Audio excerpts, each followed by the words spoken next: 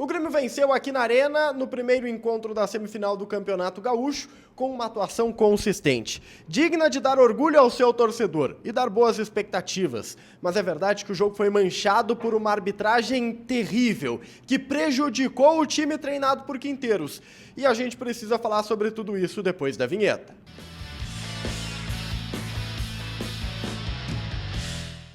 Salve galera, tudo certo com vocês? Chegando aqui no A Dupla para destacarmos o Grêmio. Eu sou o Matheus Dávila e nós vamos juntos para falarmos sobre Grêmio 2, Juventude 1. Antes deixa o like, compartilha o vídeo, te inscreve no canal, ativa as notificações e vem fazer parte do A Dupla.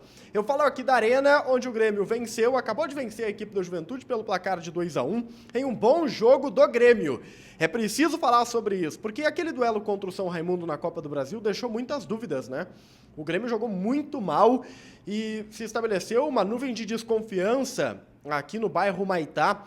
E o Grêmio hoje tratou de dissipar essa nuvem, porque a atuação foi muito boa, muito consistente, com muitos jogadores jogando bem, com uma leitura tática muito boa feita pelo Quinteiros e uma tentativa que é digna de se dar parabéns. Ele tentou. O Quinteiros não pode ser cobrado por não ter tentado colocar os seus melhores jogadores na teoria em campo. Eu digo isso porque antes da bola rolar veio a confirmação. Cristaldo e Monsalve estariam em campo como titulares, ambos juntos, tentando fazer dar certo. Ele tentou fazer dar certo. Ele observou esses dois jogadores juntos e como ambos se comportaram. Wagner Leonardo também fez a sua estreia, basicamente colocou os melhores em campo. E eu posso dizer para vocês que o time reagiu de uma maneira muito interessante. O Grêmio fez um bom jogo no primeiro tempo. É verdade que desses meias, Monsalve e Cristaldo, um jogou muito mais do que o outro. E é aquele que joga mais, que costuma participar mais. O Monsalve, para mim, foi o melhor em campo do jogo. Não só em relação ao Cristaldo, mas foi o melhor em campo do jogo. E o Monsalve ainda teve o prejuízo de jogar lateralizado para que o Cristaldo jogasse na dele. É o dono da posição, centralizado. Quando a bola começou a rolar, estava lá Cristaldo paradinho no meio campo. Num primeiro momento ele tentou ser combativo, mas o Cristaldo pouco apareceu. Como é de praxe, né? O Cristaldo é um cara que precisa ser muito abastecido. Ele não consegue abastecer o time. E como o time não tá jogando para ele, ele teve dificuldades mais uma vez e criou muito pouco. Já o Monsalve lá lateralizado, aberto pelo lado esquerdo, ele construiu pelo lado. Tanto que eram 3 ou 4 minutos, o João Pedro recebe uma bola dentro da área dele, Miguel Monsalve.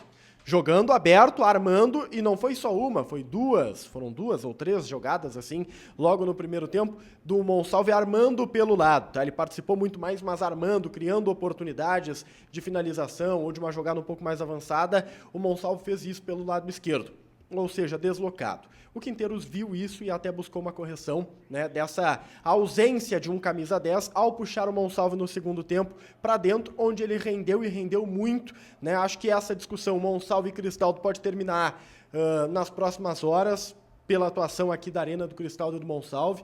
Acho que o Cristaldo recebeu a sua última oportunidade contra o Juventude, não conseguiu cumprir e a reserva do Monsalve, a reserva, né, do Cristaldo em relação ao Monsalve é uma questão até natural e que foi colocada à prova nesse jogo contra o Ju.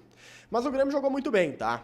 O Grêmio jogou muito bem, apesar do Cristaldo não ter aparecido, o Grêmio conseguiu fazer um primeiro tempo muito consistente. O Bright White, ele abre o placar numa grande jogada do João Pedro pelo lado direito, que inclusive é acionado pelo próprio Cristaldo, num desses momentos que ele consegue aparecer.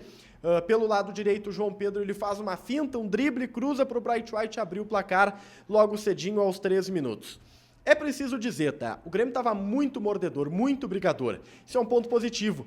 Foi falado pelo próprio Quinteiros no vestiário, depois do jogo contra o São Raimundo, da dificuldade do Grêmio de ganhar a segunda bola, da dificuldade do time morder. E isso não aconteceu contra o Juventude. Os caras estavam a milhão. O Cuejar, para mim, fez o seu melhor jogo com a camisa do Grêmio. Ele tem alguns erros técnicos que são visíveis, mas olhando no macro, o Cuejar fez um bom jogo. Batalhou no primeiro tempo, cortou espaço, no segundo seguiu correndo, tecnicamente cometeu alguns equívocos, mas foi muito mordedor, foi aquele Cuejar que eu gostaria de ver mais e que eu quero ver mais em Porto Alegre. Bastante promissor o Cuejar neste enfrentamento, foi o primeiro jogo que eu olhei do Cuejar e disse, ó, aqui tá o volante que o Grêmio precisa.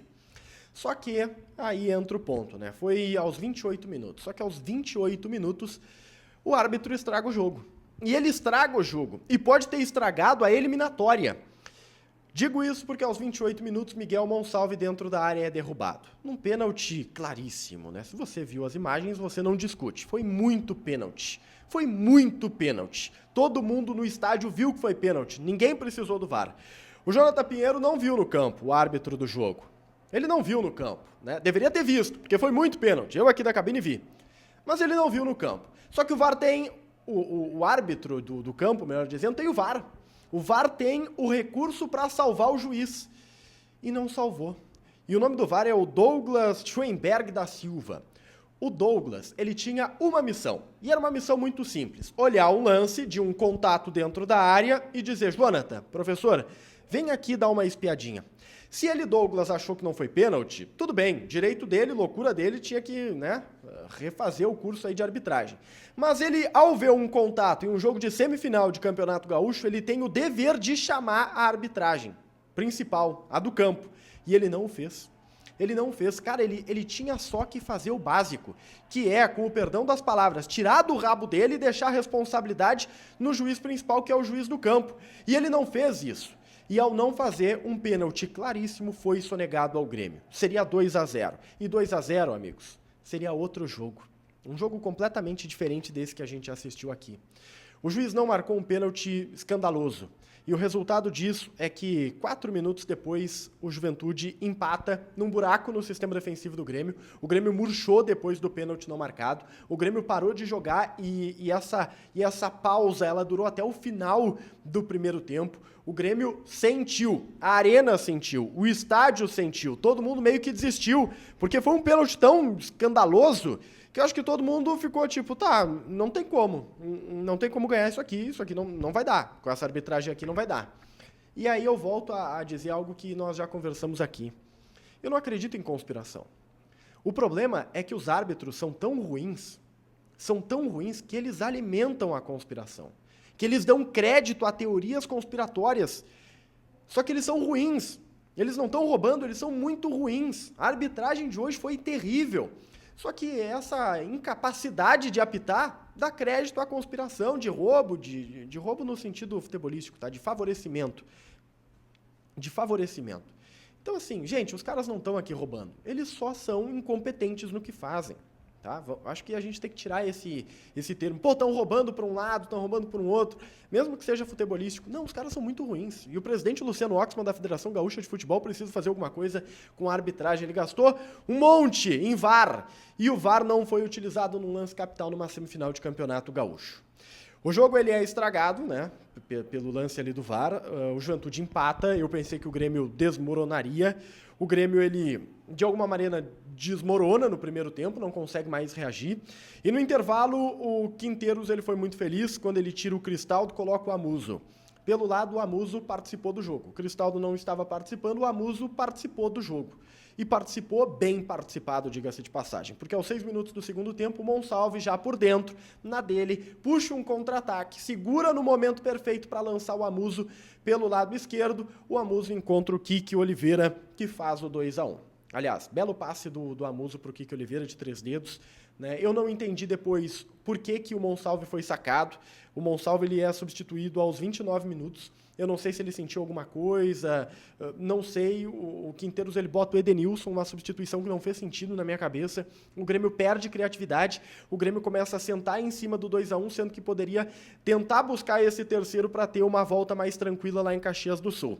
Mas nessa substituição aos 29, o Quinteiros também tira o Cuejar e bota o Camilo, e o Camilo entrou muito bem. Essa substituição deu para entender. O Camilo é muito bom jogador, e o Cuejar tem uma sombra grande, tá? Se o Cuejar der bobeira, o Camilo começa a mostrar que pode assumir essa titularidade.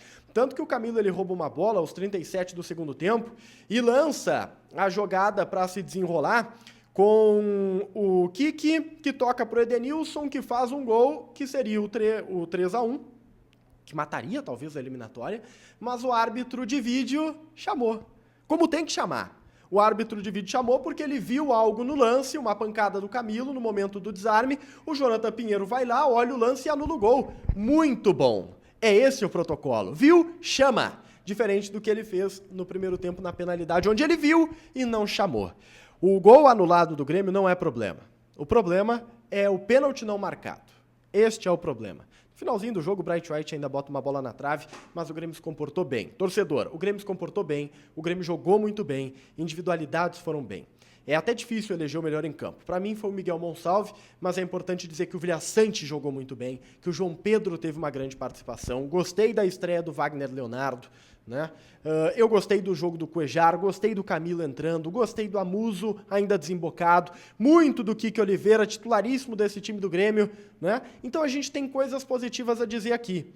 O problema é que a gente não pode dizer a mesma coisa daqueles que organizam a competição, porque a arbitragem aqui foi uma vergonha e o Grêmio, daqui a pouco, vai para a Serra Gaúcha com uma vantagem mínima, sendo que poderia ter feito 2, 3, porque teria mais tranquilidade para jogar dentro da sua própria casa. Deixa o like, compartilha o vídeo e me conta o que tu achou da partida aqui embaixo que eu leio todos os comentários. A gente se vê. Tchau, tchau.